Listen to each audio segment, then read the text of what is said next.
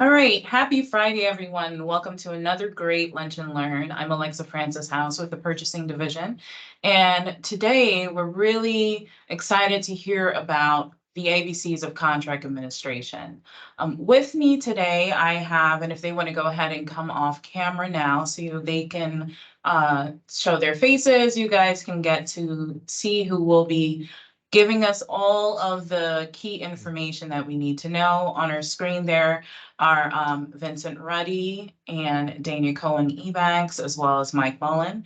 And let me give you a little bit background about who will be speaking with us today. So Vincent Ruddy is our chief negotiator for FASD, or the Finance and Administrative Services Department.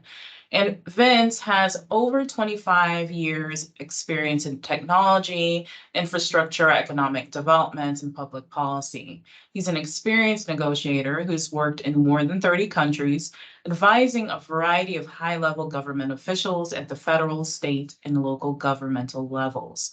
His previous positions include Specialist Leader for Infrastructure and Capital Projects at Deloitte, Vice President for Business Development for ACOM, and Transaction Team Leader, Resident Country Director for the Millennial Challenge Corporation, a U.S. federal government agency. Vince received his master's in public policy from Harvard University's John F. Kennedy School of Government and a BS in mechanical engineering from the University of California, Santa Barbara.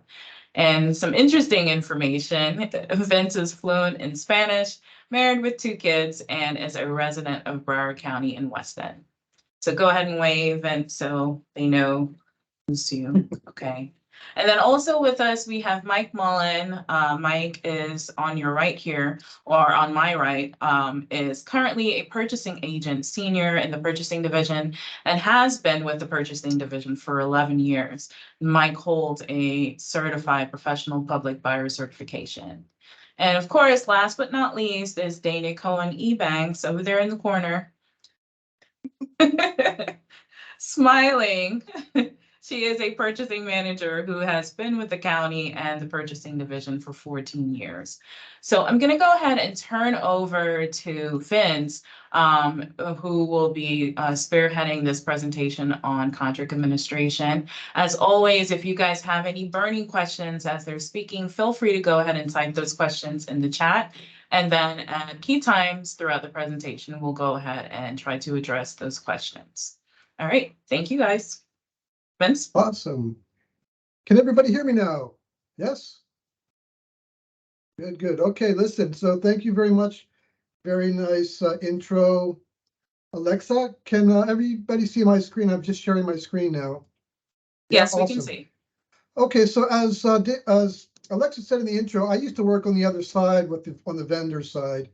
So I thought it might be an interesting thing to put the supplier perspective before we start talking about our perspective here at the county, right? So this is actually a quote from what some people might call the Bible of contract and commercial management, contract administration, which is the International Association for Contract and Commercial Management, has a series of books and materials. But basically, you know, leading corporations are really putting a lot, not just into winning contracts, but managing them and using them as a vehicle to generate additional revenue and to improve their margins. And I think this quote, if you read it, you can see it. It basically, what it means is if the vendors are doing this and the vendors are investing a lot in this and trying to get as much as they can out of contract during this phase, then, you know, we really need to. Otherwise, if we don't, then we are going to get taken advantage of, and there could be other problems along the line that may or may not be in our best interest. So just thought I'd start off with that little teaser. Today's agenda, we're going to cover we're going to talk about the overall procurement cycle and how contract administration fits in within that. We're going to talk about 5 areas of contract administration, contract award, the ones that are listed here on the screen. And then we're going to have, you know, at the end, a time for questions and answers. If anybody has any questions during the presentation, please feel free to put them into the chat. And, you know, we may be able to answer them along the way, or at least at the very end, we'll have a record of all the questions. Okay.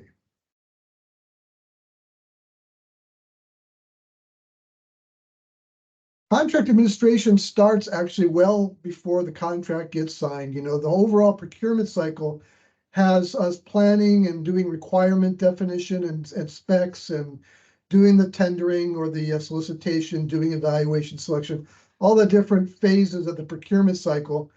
This contract administration and contract management portion is kind of, you know, towards the end. People think that, you know, things are kind of over once you sign the contract. Well, they're not. That's when the fun really starts. That's when the rubber hits the road and what you're going to actually get what you solicited or what you tendered for, right? And again, the 5 areas of contract administration are listed here. We're going to go through them, but it's really important to see this. Contract administration starts well in advance. What you do during contract administration will be influenced and impacted by decisions you made previously during the planning, during the scope definition, et cetera. So, you know, think of it as a whole. One way of looking at it is if you're a project manager and you're involved in contract management, ideally that project manager would be involved in the planning and requirement definition so they can pay for their sins or benefit from their the good things that they did during the early stages of the procurement cycle. Boom. Getting off to a good start. Your contract has been awarded. You've signed it. And, you know, there's different things that can help you get off to a good start. One thing that, you know, some people may not realize is to do a good job at contract administration and contract management, it really requires that you be formally trained, specifically trained to get the information you need to do a good job. And I don't know if we've rigorously have been enforcing a policy to require training, but we are in the context of a new manual that's being developed for the overall procurement of the county. We are recommending, we're going to be putting out a framework whereby in order for you to be assigned the responsibility of contract administrator, or even the contract administrator's designated project manager or contract and grant administrator, we're going to be requiring that those people that receive training and certification so we know that they're, you know, prepared to do those jobs. And we're also going to be putting forward a formal designation, like a letter that officially assigns you to be the contract administrator. I think we do that now where the contract administrator is specified actually in the contract, but we're going to do this at a different level. And anybody who that contract administrator designates to do to support them for contract administration tasks will be formally designated. And again, the idea was that they will be trained and certified to be able to perform that role. Some other ideas to make sure you're off to a good start: getting a contract administration plan in place. And then finally, actually doing a kickoff meeting, you know, some people call it a handover meeting, where you hand it over from the purchasing group to the using agency, and, you know, get the project started. And those kickoff meetings would involve, you know, representatives of the vendors themselves, as well as the various team members. And we can talk about who those people are. I've also mentioned that not just at the kickoff, but during the course of the contract, having periodic progress meetings. This is especially important on the larger, more complex contracts, just to keep everything on track and ensure that things are moving smoothly. Now, we have kind of rolled out, this slide has a lot of information. We'll be sharing this after the presentation, so don't worry about taking notes. But, you know, we listed the contract administrator. This is the agency director, or the division director is typically the default contract administrator for any contract requested, but everyone knows that they've delegated a lot of the heavy lifting to either the project manager, or in some cases, or the contract and grant administrator. But this slide just kind of like highlights some of the key responsibilities for each of these members. Now, notice on the right-hand side, we have also the county attorney's office. Using agency attorneys as well as the purchasing attorney may get involved, especially if there's issues regarding interpretations of the contract, disputes, contract amendments, or change orders, those kind of things.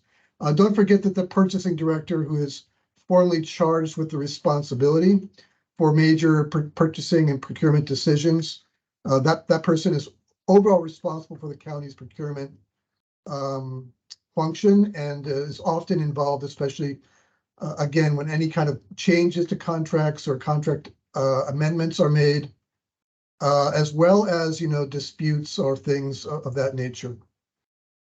I've listed subject matter experts. They may be internal or external.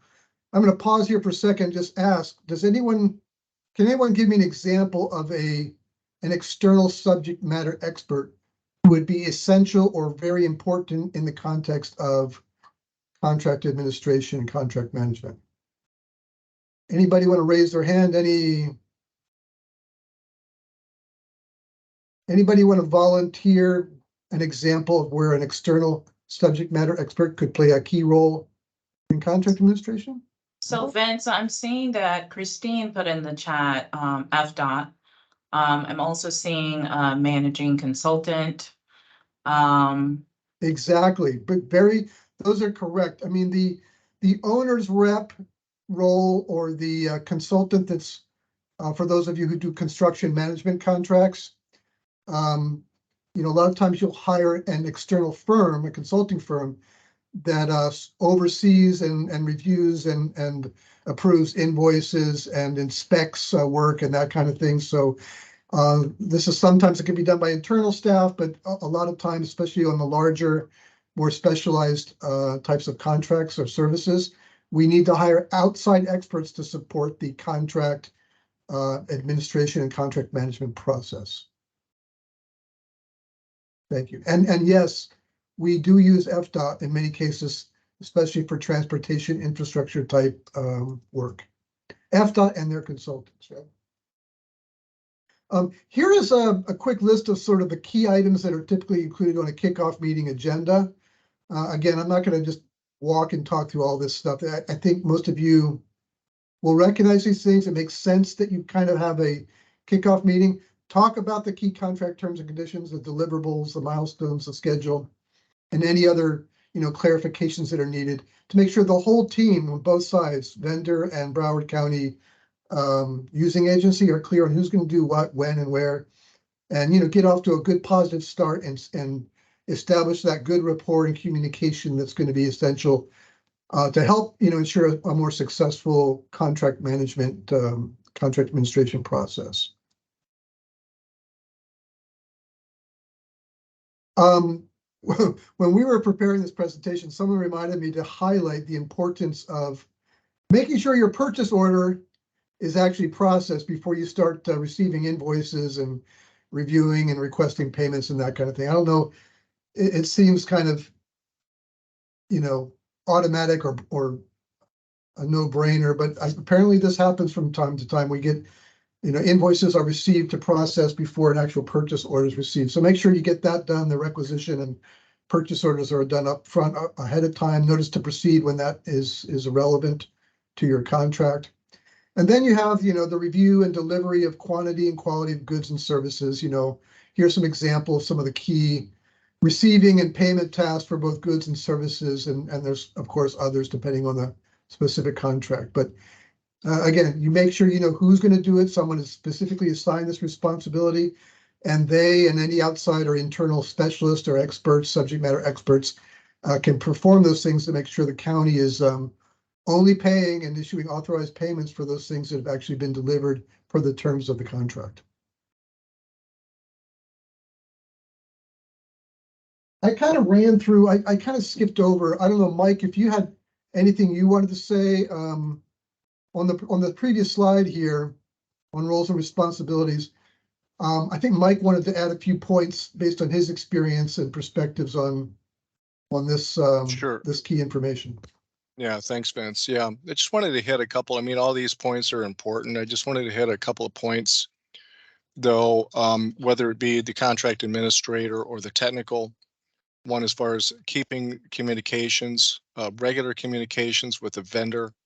What we see a lot of times is that, you'll be emailing one vendor's staff, the PO is going to that person or whatever. And if that person changes, then then what happens is then that email falls dead, communications fall dead. So you really don't want that to happen.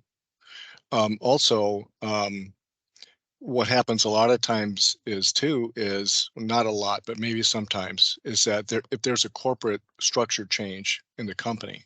So you have a company that you're dealing with and everything's fine. And then a year or two down the road, guess what happens? Well, the company changes corporate structure. They're basically a different company than what the county contracted with.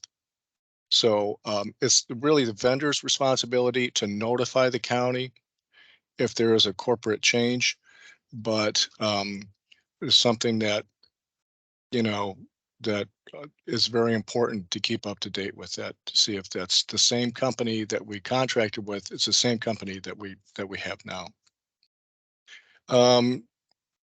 Yeah, going back to just another point too, get to know the term of the contract, including any renewal terms, the compensation section, how much, what's the maximum limits for the contract.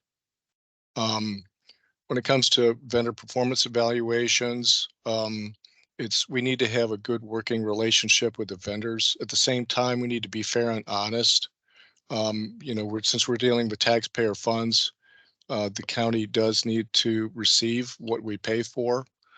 So when it comes to inputting vendor performance evaluations, we need to be very fair and honest and consistent with that too, especially for renewals at the end of the contract phase. One other thing I want to hit is, ensure that the certificate of insurance, what happens is you obtain the COI at the beginning of the contract, and then that's kind of forgotten about. So it's consistency. We need to make sure that there's a current risk management approved COI always in force with when the contract is in force. So, and also at the same levels. So same GL, auto if necessary, cyber liability, professional E&O, all those coverages need to be there as originally approved. So there's other things there that are important, but I think those are some of the issues that we've had over the past few years. So thank you. Yeah, thank you, Mike. That's I really appreciate that additional insight. So let me run forward here. Electronic contract management.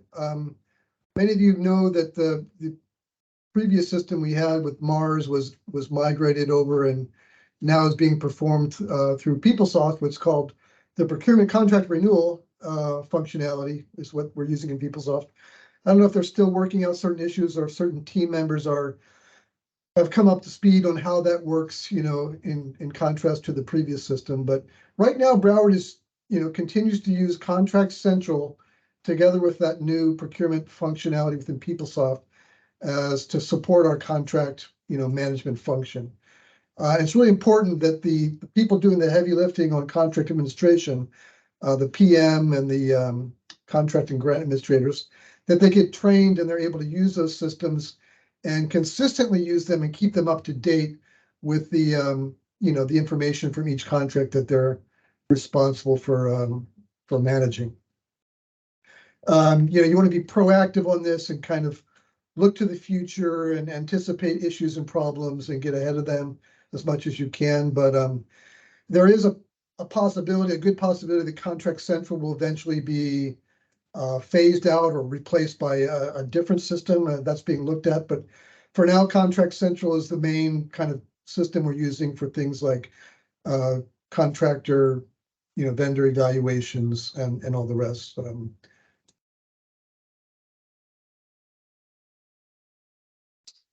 This is I'm not going to read this quote. This is from the Broward Code, section 2114. It basically says that this, it's required by code that we do have a vendor performance rating system. And this is one of the reasons it's so important to make sure that at the proper time when your contract has reached the completion or final acceptance, and you can see on this table when the evaluation is is required. But you need to really make sure you go into Contract Central and do this.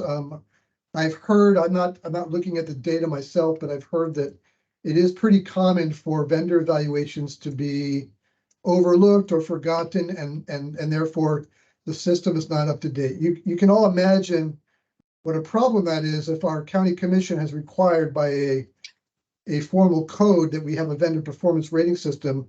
If the system's not being used or it's not up to date, it doesn't allow us to comply with the code. So it really is important. And I'm going to encourage all of you, especially those officially assigned for PM responsibilities, to make sure you do this and, periodically maybe put in a reminder on your calendars or some other practice to just remind yourself when this contract gets completion on that date.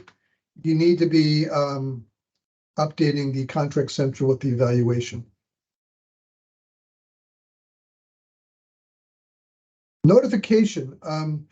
The notification is really a subset of the overall communication. It's a key aspect of contract administration. Communication in general is going to help you. And this, we kind of talked about it during the kickoff meeting, right? Establishing that rapport, getting off to a good start, having clear expectations, and everyone's clear on what's required, when it's going to happen, et cetera, et cetera. So notification is a part of that, right? There's going to be times when you need to formally notify a contractor. Sometimes it's good news, sometimes it's bad news, but one best practice is to have a single point of contact. Again, it might be the PM, it might be others. On larger, more complex contracts, you'll often have multiple points of contact. Always important to make sure that those multiple points are copying the official contract administrator on all correspondence. That's the third bullet item. The contract administrator needs to be aware of all communications, especially when they're related to contract terms, performance, or change. You may have a great conversation with your vendor, and you might come to some nice agreements that they promise you this or they promise you that. Always follow up and get it memorialized in writing, whether that's through an email or a formal letter or memo. And on the formal written notifications, another good practice is to uniquely identify the correspondence with sequential numbering. I know some using agencies are already doing this. You could also suggest or request that the vendors do the same, so that you have a file with all notifications in numerical order, so that you can make sure you have a complete file and that you're not missing any intermediate notifications. So that's one practice that you might consider doing if you're not already doing it. When you're making notifications, you want to reference specific contract requirements, specific sections or clauses of the contract when you're requesting any, related actions or deliverables. If you're requesting things that are not specified in the contract, then that's an issue. You're going to want to check first with your attorneys on that, because you really shouldn't be asking for things if they're outside of the scope or not included in the contract.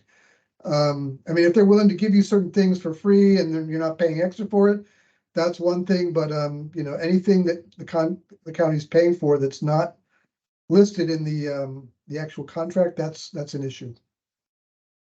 For formal meetings, when you're dealing with things like performance issues or contract amendments and the like, change orders, the contract administrator is responsible for those meetings and for the meeting minutes. And again, if the PM is doing, or the PM or the contract administrator is kind of doing the heavy lifting on this, they've been designated or assigned to do this. They need to make sure that the contract administrator is aware and that they're signing off. And finally, I've already mentioned the importance of having complete files. The numerical system of notifications can help you do that, but you want to keep a complete and structured file with all the relevant correspondence, notifications, and deliverables. And you want to make sure that those files are accessible to all project team members. Some people are using SharePoint or Teams. There's other ways that you can do that, but okay. Now we're going to talk a little bit about contract closeout. This first slide kind of talks about in general contract completion. You have physical completion when the work gets done, when a deliverable gets made, the good has been delivered and inspected and accepted. But then you have the so-called administrative completion. There may be several other steps and activities that happen after physical completion that are a part of your contract completion. And the bullets on the right-hand side there kind of summarize the various types of the key closeout procedure items, right? But on the next slide, you're going to see a few examples or specific examples specific to Broward, which include, again, the vendor performance evaluation, updating Contract Central, working with the Office of Economic and Small Business Development to ensure all relevant requirements are completed from their side. You know, there may be, I don't know, there may be living wage issues or subcontractor payment issues. You have final waiver, release of liens. You've got final payment may include a bonus amount or an incentive payment. And there will be necessarily, you need to upload a memo signed by the division director that detailed the basis for that. Again, this is all based on current codes and policies of the county. For certain vendors that have performance evaluations below a certain threshold, I think it's 2.59, they need to get, you need to get official board approval for the final payment and release of retainage if their score is below that threshold, based on, 2 or more final evaluations on multiple contracts over a 5-year period. And then finally, if you've got long delays between final payment and when the contract was actually wrapped up and completed, if it's anything more than 9 months, you're going to want to upload a chronology, kind of a listing of all the things that happened or did not happen, so there can be a record that explains why the delay is there. As many of you know, the county has a prompt payment requirement. So if these payment delays are the responsibility of the vendor side, we need to be able to document it. If it's on the county side, that's a problem. And that's one of the reasons that we recommend that you keep close records. Anything that's on the vendor side needs to be documented so that we have we can defend ourselves if there's any legal challenges to a delayed payment. That is all I have on this side. I don't know if Mike or you or Danny have anything you'd like to add? No, not necessarily. Just want to ensure that you guys are staying on top of the contracts. The better you do that in the earlier stages, the better we can resolicit, renew, etc. on time. Awesome. So that ends the formal presentation, but any questions or we're actually open to your ideas and suggestions. We've listed some best practices, but those of you who are out in the trenches doing this might have some good ideas or suggestions you'd like to share with the rest of the group. So please, can we just open it up? I don't know, Alexa, are there any comments or questions in the chat? I'm not seeing any questions in the chat as yet, but I do want to pause here and give those who are in attendance an opportunity to go ahead and type a question. If granted, it was a lot of great information. Thank you so much, Vince and Mike, for the information that you shared. And I've also dropped in the chat there the job aid. Vince, you mentioned the transfer from our old system, Mars, to the new system in PeopleSoft in terms of contract management. And so there's a job aid that was released by ERP. For those of you who may not have had the opportunity to attend the trainings that were held, the job aid is available for you to actually follow that. You can actually follow that step by step. It's very intuitive. The system is pretty easy to follow along in terms of what you need to do in terms of your contracts that have renewal terms. So that information is there in the chat. I do see a question. So the question is, in the new PeopleSoft contract administration module or tile. So Michelle, you were all in my brain. Can there be more than one delegate for any master agreements? Unfortunately not. The way the system is set up is that there is the contract administrator, and then there's a delegated contract administrator, and then there's also a field for the agency director. You can go in, because in the past, in old Mars, the contract administrator defaulted to the division director or the agency director. And you were only able to add in addition to that. Now what you can do is there's a specific field for director. So you can populate director and you can select for there to be someone for a contract administrator role and someone as delegated contract administrator role. So that's kind of way of cheating the system a little bit to have 3 different sets of notifications within PeopleSoft for any contract. I hope I answered your question. If not, you can come off mute and ask your question a little bit further, but if I did, okay, Michelle said, okay, that could work. Okay, great. Another question, who's that from? Is it from Carlene? Yes. So the question is, in my former life, and this is from one of our purchasing agent seniors, the agreements reviewed by our legal team would state approved as to form and content. However, I've noticed the agreements here only states as to form. Does this mean our legal team does not review the content? You know, that's a good question. I think I would be more comfortable having someone from the county attorney's office answer that question, though.